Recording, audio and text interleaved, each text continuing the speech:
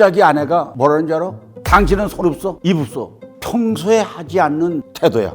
이 여자가 왜 갑자기 이러지? 어제 병원에 갔는데 난소암이래요. 갑자기 아내가 죽을 거 생각하니까 그냥 왈칵 눈물이 쏟아지는 거예요. 스스로 걸어다니면서 경제활동하고 사회활동하면 이게 이모작이야. 송혜 씨 돌아가시면은 94살까지 번역이었어. 유관순 누나는 17살에 순국했습니다. 유관순 누나 인생을 실패했을까요? 아니야. 5천만 가슴에 살이 있단 말이야. 내가 이 얘기를 어디가 했더니 이걸 나고 묻더라고요. 사모님이 암에 걸렸습니까? 이러더라고요. 걸렸어요. 근데 내가 얘기하면 한 번 물건을 가져간다 보니까 뭐 영어로 써 있고 막 해서 이거 어떻게 쓰는지 모르겠어. 그래서 내가 아내 보고 물어봤어요. 들고 여보 이거 좀 전화 걸어가지고 어떻게 쓰는가 좀 알아봐줘. 이랬더니 갑자기 아내가 뭐라는 줄 알아? 당신은 손 없어? 입 없어? 왜 나보고 물으래? 당신이 묻지. 평소에 하지 않는 태도야. 깜짝 놀랐어요. 이 여자가 왜 갑자기 이러지? 그랬더니 뭐라 그러냐면 당신 저녁에 일찍 들어와. 왜? 이랬더니 저녁에 이제 밥하는 거 배워야지. 언제까지나 나한테 얻어먹을 거야. 아니 이게 지금까지 하던 게 전혀 아니야. 그래서 내가 옆에 아내 친구한테 물어봤어요. 집사람 왜 그랬더니 모르시나 봐요. 어제 병원에 갔는데 난소암이래요. 그 진단을 받았다 이거야. 수술하란다 이거야. 근데 우리 집사람의 친구가 난소암 걸렸어요. 발병하고 2년 만에 죽었어. 근데 우리가 6형제거든. 큰형의 형수가 돌아가셨어요. 둘째 형의 형수가 돌아가셨어요. 우리 마누라가 셋째야. 이번엔 자기 차례다 이거야. 갑자기 아내가 죽을 거 생각하니까 그냥 왈칵 눈물이 쏟아지는 거야. 나는 지금까지도 살아온 것이 지금도 아내가 매니저 역할을 해주니까 밥은 다 차려놓으면 내 먹으라면 가 먹는 것이고 약을 먹는 아침 먹는 약도 봉다리 뜯어가지고 손에 해가지고 여보 이거 받아가지고 톡톡 넣고 물까지 집어주고 물 먹으면 되는 것이고 집에 있는 물건 많은 거 내가 하나도 못 찾아. 내가 옷 하나 바꿔 입으려면 여보 그 와이셔츠 어디 있어? 그러면 찾아다 주는 거야. 그러니까 전부 음식을 하는 게 그렇게 기대고 살아왔단 말이야. 그게 50여 년을 살아왔잖아 그렇게. 근데 갑자기 이틀간을 그냥 눈물이 나냐 눈물이.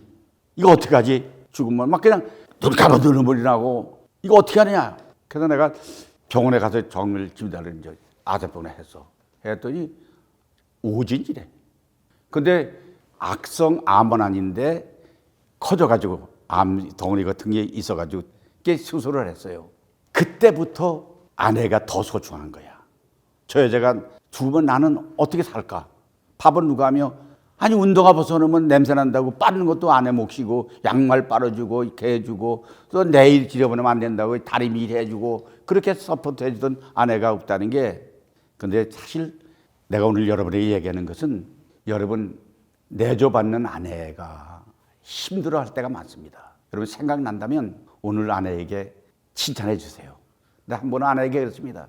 아내가 너무 고마워서 커피를 마시면서 컵자를 부딪히면서 여보 사랑해 이랬더니 아내가 그렇게 입으로 하지 말고 행동으로 해줘. 알았어 그러면 일어나서 허구하려고 그렇게 잡으니까 이런 거 말고 설거지 잘하고 청소 잘하라고.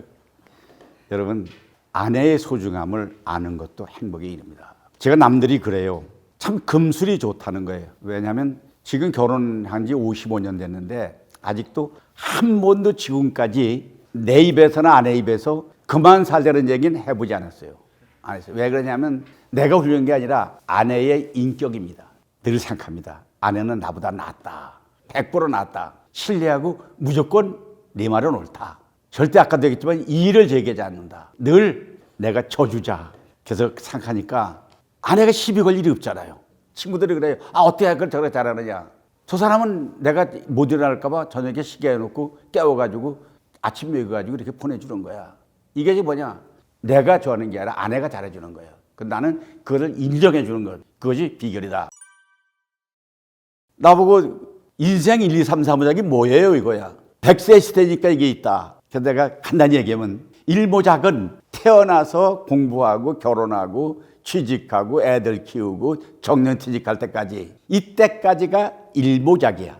최정상은 거기에 끝나는 거야. 이모작은 내리막이야. 100세 세니까 30살 더 살잖아. 전략이 필요하다. 지금 나도 지금 이모작을 사는 거예요. 이모작은 뭐냐? 내가 말하는 이모작은 스스로 걸어다니면서 경제활동하고 사회활동하면 이게 이모작이야. 송혜 씨 돌아가시면은 94살까지 현역이었어. 이모작은 그런 거야. 그러니까 생존요작을 필요하다. 삼모작은 비활동기라고 이루어질 수 있습니다. 스스로 활동하기 못할 때 관절염 때문에 다리가 아파서 걷지 못해. 휠체어 타고 다녀야 돼. 그럼 휠체어를 뒤에 밀어주는 사람이 있을 거 아니야. 지팡이 짚고 다녀야 돼. 혼자 지하철을 탈 수 없어. 그 다음에 누워서 있어야 돼. 기적을 찾고 있어야 돼. 남의 도움이 없으면 살 수 없을 때는 삼모작이라는 거야. 인생은 삼모작이 아름다워야 인생 아름답다는 거야. 행복한 사람은 저녁 잘 잡숫고 아침에 일어나고 했더니 그냥 돌아가셨다. 그럼 멋진 인생이야. 삼모작이 아름다운 거야. 이제 근데 삼모작 다음에는 사모작일 거 아니야? 사모작은 뭐냐? 죽은 다음에 평가 문제야. 무덤으로 갈 거냐? 낙골당에 갈 거냐? 묘지를 쓸 거냐? 누가 관리할 거냐? 그보다 더 중요한 건 국가 사회에서의 그 사람의 평가야. 후손의 몫입니다. 유관순 누나는 17살에 순국했습니다. 유관순 누나 인생을 실패했을까요? 아니야. 5천만 가슴에 살이 있단 말이야. 안중근 의사 29살 때 순국했어요. 그렇지만 안중근 의사는 지금 남산에 송모회가 있고 온 국민의 가슴 속에 안중근 의사가 살아있잖아. 이게 이제 삼모작 인생이야. 그래 어떻게 하면 죽은 다음에 어떻게 평가받을 거냐. 그러니까 죽어도 인생을 산다면 죽은 다음에 사후의 문제도 생각해보자 이런 것이 내가 얘기하는 1, 2, 3, 4모작의 얘기인 것이고 지금까지 살다랐다고 남은 시간도 다 살 보장은 없어요. 내 중에 몸이 아프고 갈 곳 없고 돌아올 사람 없다. 이때 대비하는 거예요. 윤회사상에서 천국이 있고 천당이 있다고 한다면 종교를 갖는 것. 그것도 사모작에 대비하는 거죠. 근데 진리학의 법칙이 있어요. 행복도. 누구나가 똑같지 않아요. 어느 사람은 건강한데 돈이 없어. 돈은 많은데 병들었어. 그다음 본인은 잘 되는데 자식이 잘못 났어. 뭐 얼마든지 뒤에 보면 똑같이 모든 게 갖춘 사람은 없다는 겁니다. 중국과 우리나라는 행복을 5가지 복으로 나눴어요. 첫째가 오래 산다는 거예요. 장수. 두 번째가 건강에 산다. 세 번째가 부자야 된다. 네 번째가 유호덕. 그러니까 덕 있게 남을 베푸고 살아야 된다. 마지막에 고종명이다 하는 거예요. 덕 있는 사람이 되려면 일일이 남일에 간섭하지 말라 그러더라고요. 2. 남의 얘기 듣고 일을 얘기하지 말라는 거예요. 3. 335로 짝지어 다니면서 삼삼하게 살라는 거예요. 4. 사소한 일에 생명 걸지 말라는 거예요. 뭐 무슨 얘네 초등학교 때 뭐 노트를 빌렸는데 안 갚았다 왜 너 나를 쪼려보느냐 뭐 이 사소한 일에 생명 걸지 말라. 5. 감동하라는 거야. 그 다음에 이제 6값 떨지 말라는 거야. 7. 칠칠받은 짓 하지 말라는 거예요. 8. 팔팔하게 살아라는 거예요. 9. 구질구질한 짓 하지 말라는 거예요. 10. 열어라 마음과 지갑을. 그래서 뭐 이렇게 10가지를 얘기하는데 그건 뭐 그냥 유머로 들어주시고 철학적으로 얘기하면 칸트라는 철학자는 행복을 얘기할 적에 딱 3가지를 얘기했습니다. 첫째 뭐냐? 할 일이 있으면 행복하다. 일이. 두 번째는 꿈이 있으면 행복하다. 미래가 있으면. 세 번째가 가정을 가지고 있으면 행복하다. 이건 칸트의 얘기고 플라톤이 행복론가의 권위자입니다. 이분은 5가지 기준을 얘기했어요. 조금 부족한 재산, 약간 부족한 용모, 절반밖에는 알아주지 않는 명예 필요 없다. 이게. 네 번째는 싸워서 맞는 것, 그것도 행복의 조건이라는 게. 그 다음에 절반은 손뼉 치지 않는 말솜씨, 이것도 행복의 조건. 그러니까 플라톤이 얘기하는 핵심은 뭐냐? 모든 사람이 행복 조건을 가졌다는 거야. 여기에 빙점이 있는 거예요.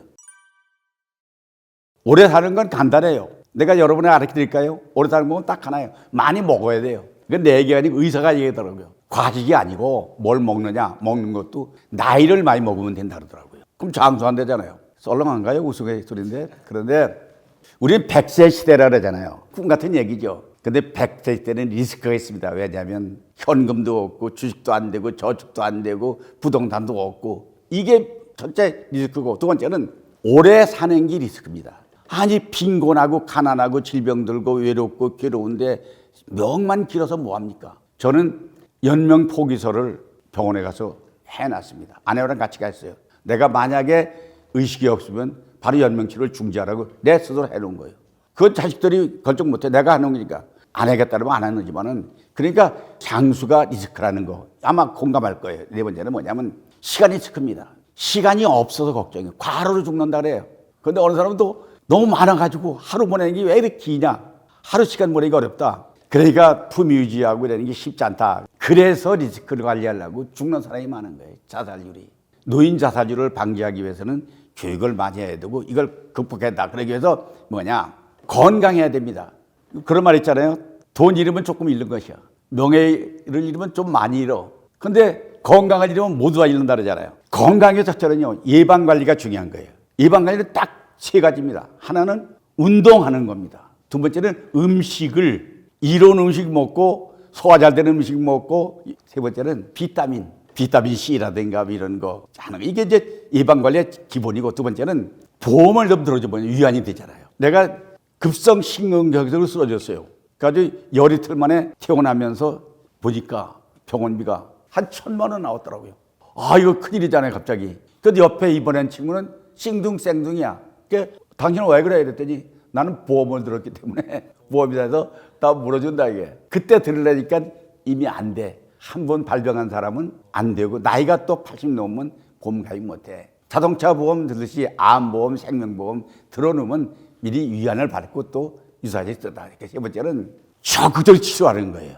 건 걸리면 그냥 병원에 가기 싫어하지 말고 이빨 아프다면 치과에 가야 되고 몸 아프면 내과에 가고 해서 일반 병원 안 되면 한의원 안 되면 대체의학. 병원에서 고칠 수 없다는 거 대체의학으로 고치는 데 많이 있잖아요. 그러니까 적극적으로 치료하는 것. 돈 벌으라고 건강해진 사람이 많습니다. 제때 밥을 못 먹어. 위장병 걸려. 그거 고치려고 수술하려고 보니까 번 돈 다 쓰고도 고치도 못해.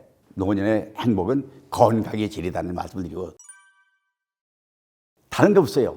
선택해야 돼요. 행복하기 위해서는 남이 기쁠 때 기뻐하는 게 그게 선택입니다. 우리 그런 말 많이 하잖아요. 낚시꾼이 고기 잡을 때 월척하면 기분 좋다 그러잖아요. 월척. 더 기분 좋을 때가 있대요. 옆에 있는 친구가 큰 고기 잡아가지고 다음 따가 통 내리뜨리면 그래 기분이 좋다네. 남이 기쁠 때 기뻐야지 남이 슬픈 거를 기뻐하면 사촌 땅 사면 배 아프다. 이 속담 잘못된 겁니다. 남이 사촌이 땅 사면 춤추어져다. 남이 기쁠 때 내 아들 장가 들 때 기분 좋아. 근데 나는 애 한 번 장가 들으면 그만이잖아. 청첩장은 매일 와. 그러면 그게 기분 나쁘면 남의 기쁨을 함께 기뻐하는 거야. 두 번째는 비교해서 하잖아요. 비교. 근데 문제는 여기 묘미가 있어요. 강남의 타워팰리스에 비교하면 어느 아파트도 그 아파트는 못합니다. 다른 애들은 아들이 서울대학교 갔대. 우리 아들은 대학도 못 갔어. 그래도 고등학교 나왔단 말이야. 사실 얼마든지 남과 비교해서 낮아지지 않으면 행복은 맞을 수다 있겠지. 그 다음에 세 번째는 가족을 잘 보고 사랑하는 거예요. 우리 살다 보면 결혼한 사람들 부부싸움을 많이 해요. 서로 며칠간 말도 안 하고 고함 지르고 윽박 지르고 네가 잘났다 나갔다 해. 그래서 이겼다고 칩시다. 이겼다고 국가에서 메달 갖다 주고 시상식 합니까? 누가 부부싸움에서 이겼다고 신문에 납니까? 사실은요. 가족을 사랑한다는 것은 내가 상대를 위해서 희생하는 거예요. 결혼할 때 아내가 밥 해줄 사람이 필요해서 결혼한다 하면 안 돼요. 아내 혼자 살 수 없기 때문에 내가 아내를 모시다가 도와주려고 하는 것이다. 아내는 결혼할 때 저 남자가 혼자 빨래하고 설거지하고 직장 나가 못하니까 내가서 저 사람 출산을 도와주러 간다. 상대를 내가 도와주기 위해서 간다고 생각해야지 상대를 이용해서 내가 얻겠다고 쓰면 그건 가족 사랑이 아니에요. 우리 집사람은 내가 같이 자다가 내일 아침에 일찍 일 안 있으면 밖에 나가서 잡니다. 왜? 혹시 뒤척이다가 내가 잠을 깨면은 내일 지장이 있을까 봐. 그게 사랑이에요. 잘할 때 잘하는 건 잘하는 게 아니에요. 가족은요. 잘못할 때 더 잘하는 게 가족이야. 설거지를 못했다. 청소 안 됐다. 야단치지 말고 얼마나 바쁘면 내가 설거지 대신 해줄게. 명절 때 아들 며느리가 안 와. 오면 며느리가 부침개하고 일 시키니까 안 와. 그때 미리 선전하는 거야. 내가 이번 명절에는 설거지 내가 다 해주고 부침개 내가 부칠 테니까 그냥 몸만 와라. 이게 사랑이야. 가족을 돌보는 거 이게 비결이다 이거지. 이걸 언제 깨달았느냐 이래 묻더라고요. 퇴직 후에 깨달았어요. 일찍이 몰랐어요. 나는 일만 하면 되는 줄 알고 아내는 그러니까 이건 내일이고 이건 내일이고 못하면 내일 못한다고 야단쳤어요. 퇴직 보니까 이제는 내가 아내를 도와줘야 되겠다. 분리수거하는 거 내가 먼저 하고 청소할 때 내가 이렇게 진공청소기 그때부터 하고 그리고 힘든 물건이 있으면 밖에서 띵떡을 놓으면 물건 없나 쫓아나가서 받아가지고 오고 이게 사랑입니다. 그 다음에 더 중요한 게 따뜻한 말이에요. 말에도 온도가 있습니다. 그게 다른 거 없어요. 여자가 말하면, 아내가 말하면 그랬어? 아이고 힘들었겠다. 아내 얘기는 무조건 옳아야 돼. 동창회 갔더니 그런 나쁜 사람이 있어. 당신 말이 옳지. 긍정해주고. 이게 뭐냐, 마따뜻한 말이에요. 그러니까 행복으로 가는 건, 가득 찬 행복을 찾는 것은 비밀은 다른 게 없다. 남이 기쁠 때 함께 기뻐하면서 비교하되 낮아지지 말고 가족을 사랑하고, 이런 것이 행복의 비밀이다.